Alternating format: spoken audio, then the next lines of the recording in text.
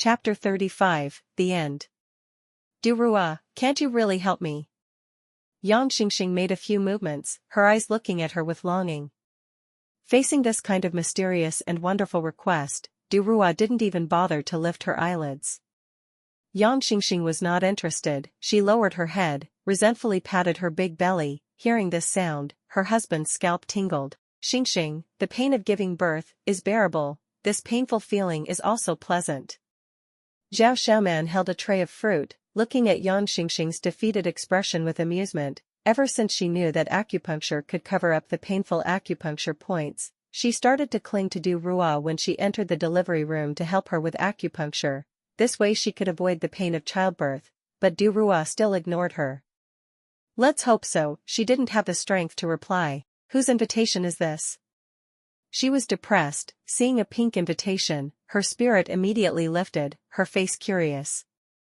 Zhao Xiaoman had not had time to look at it yet. This afternoon her husband had just brought it back, opened it and looked. Invitation from the captain of the 4th team, He Jialin.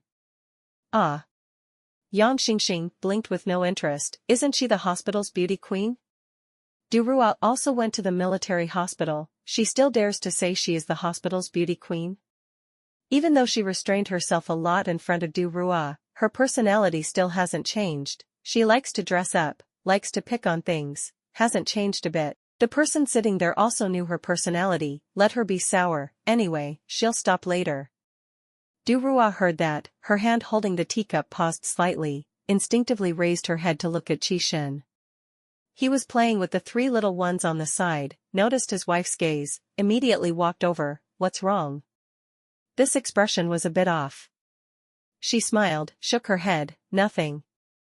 He saw that she really had nothing to do, so he gave up, but didn't run over to play with the 3 little ones, serving her by her side.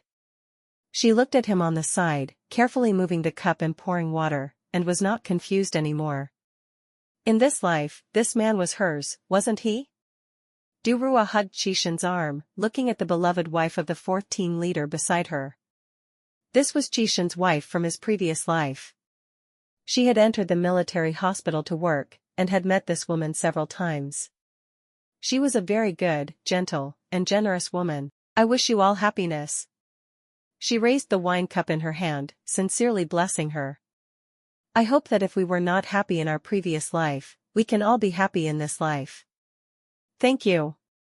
The couple happily accepted her blessing. If you are jealous, we can also hold a wedding ceremony once. Qi Shen came closer to her ear and whispered. She glanced at someone. Where did he see that she admired him? He touched his nose, so it wasn't. He just felt that ever since his wife received that invitation, it was still a bit strange, to mistakenly think that she admired someone else. However, he raised his eyebrows high, secretly making up his mind in his heart, wanting to find an opportunity, to let the entire city, those guys also know that she was the Qi family's granddaughter-in-law.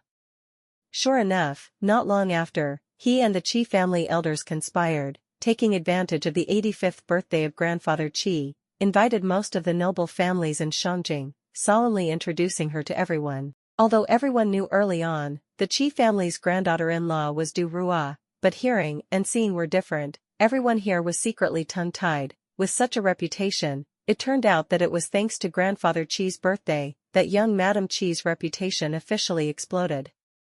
Being kept in the dark, Du Rua suddenly felt like her head was about to explode. Fiercely glaring at Qi Shen beside her, who was in a daze, extremely helpless, only then could she not help but follow along to socialize with the guests. The family was very busy, even the 3 little darlings were completely turned into coolies, entertaining the masses.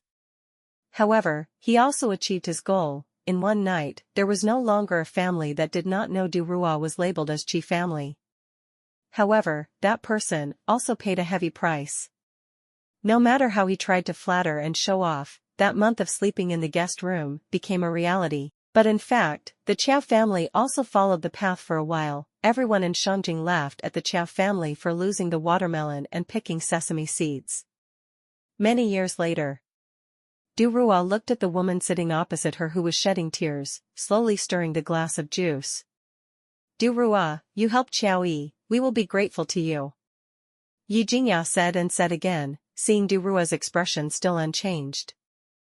Sitting there, she was suddenly sad, stood up, and knelt in front of her. Du Rua dodged to the side, not accepting this kneeling, frowning. What are you doing?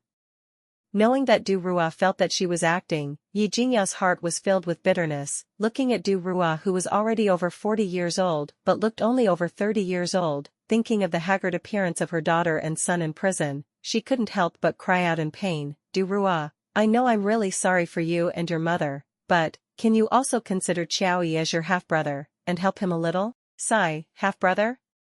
If it was 20 years ago, she might have only had one younger brother like that, but now, thinking back over the past few years, she's afraid there might have been at least 4 people like that, right? Perhaps it was that year when she refused to help the Qiao family. Qiao Ligua suddenly felt that it was Yi Jingya's fault, and when he was ridiculed by the people in Shangjing. Qiao Ligua very quickly found another woman outside. Just at the beginning of the few years, she could still hear how Yi Jingya was making a fuss all day. Later on, she only heard, those women outside of Qiao Ligua gave birth to a daughter, gave birth to a son. Yi Jingya did not make a fuss, but firmly sat in the position of the main wife. Perhaps realizing the mistake in her words, Yi Jingya could not bear to lower her head. Wasn't that retribution? Being a mistress to destroy someone else's family, in the end, another mistress destroyed her own family. Ah, why did you come to me? The Wang family must also have this ability. Yi Jingya showed a sorrowful smile. Qiao Xian from that family. Shaking her head. Du Rua understood clearly. Qiao Xian married that guy who was also a flirt. Qiao Yi asked you to come find me? No, no. Yi Jingya knew how much Qiao Yi loved this older sister. Not daring to give Du Rua a depraved impression of him, she quickly explained. I accidentally found out, he never mentioned it. Du Rua nodded, thinking about the past. That chubby little boy came to her again and again to ask if she was his older sister. She couldn't help but smile. This matter actually, Yi Jingya didn't say anything, she would also help. But didn't expect, Yi Jingya would kneel before her for her child. It's just a small circus, you go back, I'll handle it. Qiao Yi was imprisoned, but it was only because her father outside woman played a trick, thinking that Qiao Yi was taken away, their children would be able to enter the Qiao family. Thank you.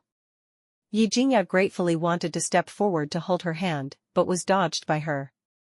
She knew that Yi Jingya's thoughts were to use her to stabilize Qiao Xian's position in the Wang family and Qiao Yi's position in the Qiao family.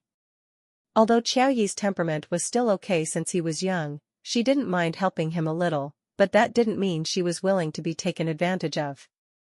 It was originally just a fabrication, and with the Qi family behind him, Qiao Yi was quickly released. As for the Qiao family's other corrupt matters, Du Rua didn't want to care at all. She had just promised old Master Qiao, before he died, that she would help the Qiao family within the bounds of principle. As for other matters, she completely ignored them. However, even if she didn't care, Qiao Ligua still relied on his reputation as her biological father, living a very enjoyable life in a half-baked position. She didn't know if he would still have such pleasant days after his retirement. Mom. Qi Hao called out to his mother a few times. Seeing that she still didn't care, he mischievously waved his hand in front of her eyes. What's wrong? Du Rua regained her composure. She looked at her eldest son with resentment. Where's my dad? Qi Hao looked around. The old man would stick to his mother's side as long as he didn't do anything. How come he didn't see him today? What are you looking for me for? Qi Shen came out from the kitchen. Dad, don't mind him, he's just curious about why you're not with Mom. Qi Yu immediately broke it. Qi Xian also came back, sitting next to Du Rua. Even though he's grown up, he's still the same as before, not wanting to leave his mother. Du Rua sat there looking at her 3 grown children, then looking at her husband's figure busy in the kitchen, together with Qi's parents who were traveling outside, feeling that this life was extremely fulfilling. And